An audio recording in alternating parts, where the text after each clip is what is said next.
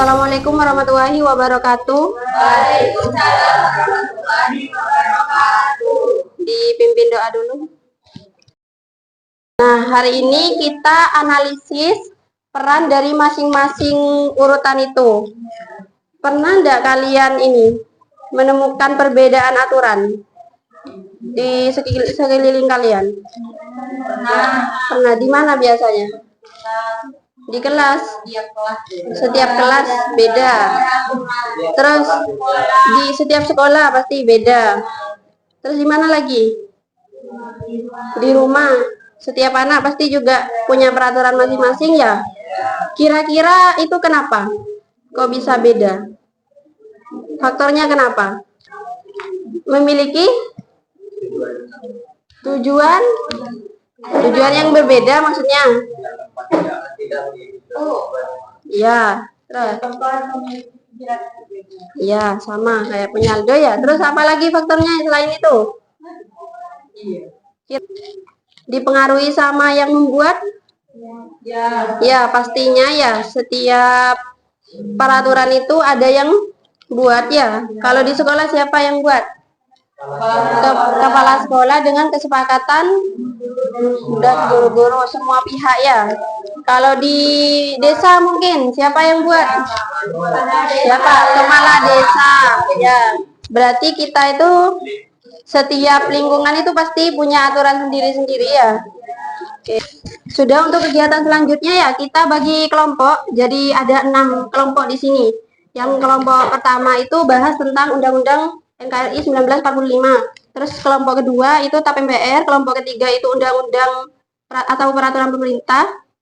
Kelompok 4 itu Perpres, kelompok 5 Peraturan Daerah. Sama kelompok 6 itu ada Perpu.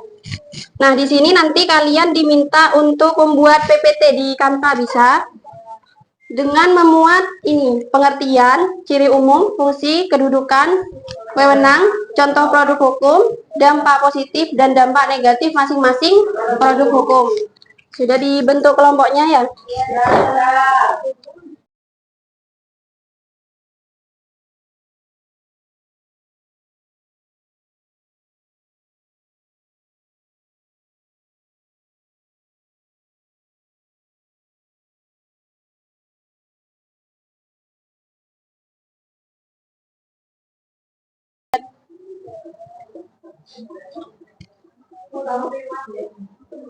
Tugasnya sudah selesai?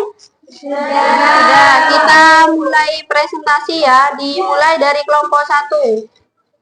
Silakan kelompok 1 maju.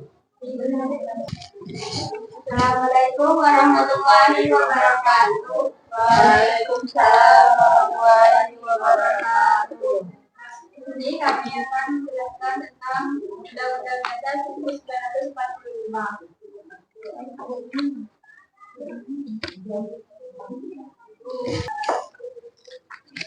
Penjelasan Undang-Undang Dasar UUD Negara Republik Indonesia tahun 1945 adalah konstitusi dan sumber hukum tertinggi di Indonesia.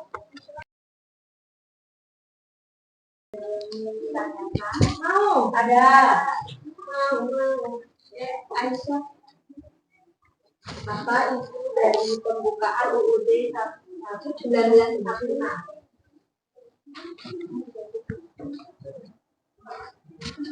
Ya. Pasal 27 Undang-Undang Dasar 1945 menjelaskan tentang apa? Apa tujuan dan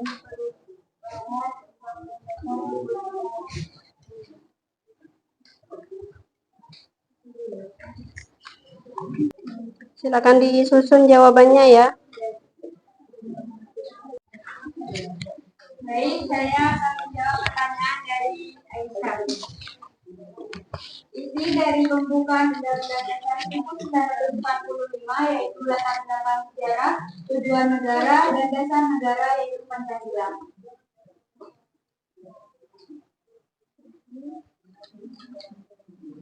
Sudah, Aisyah? Sudah puas. Ya, dilanjut. Saya akan menjawab pertanyaan dari Bibi. Isi dari pasal 27 menjelaskan hak dan kewajiban negara, termasuk hak atas pekerjaan, penghidupan layak, dan wajib bela negara. Ya.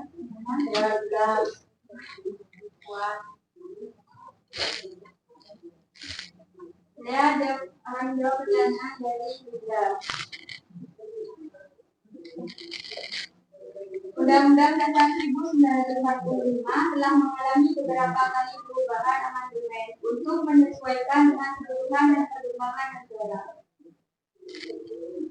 Ada yang mau menambahkan berapa kali perubahan amandemen itu? Ada berapa kali dan apa saja? Ya, coba dijelaskan. Melalui menandatangani amandemen yang telah dilakukan, konstitusi telah mengalami perubahan yang dibutuhkan untuk semangat demokrasi, hak asasi manusia, dan otonomi daerah.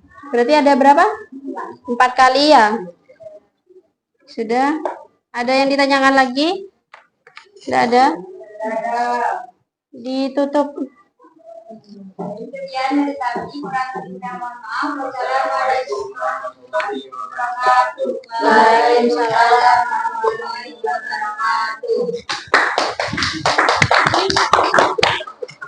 Nah, berarti undang-undang itu sebagai hukum yang paling tinggi, sebagai apa lagi? Pedoman dari segala hukum yang ada di bawahnya.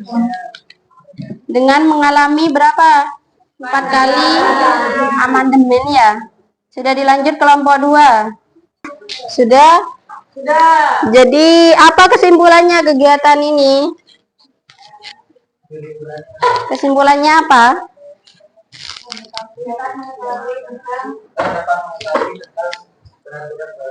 Peraturan-peraturan negara. Terus apa lagi?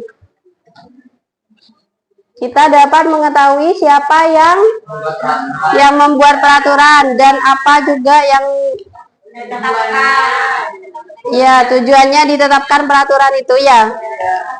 Jadi sudah bisa membedakan ya sekarang ya.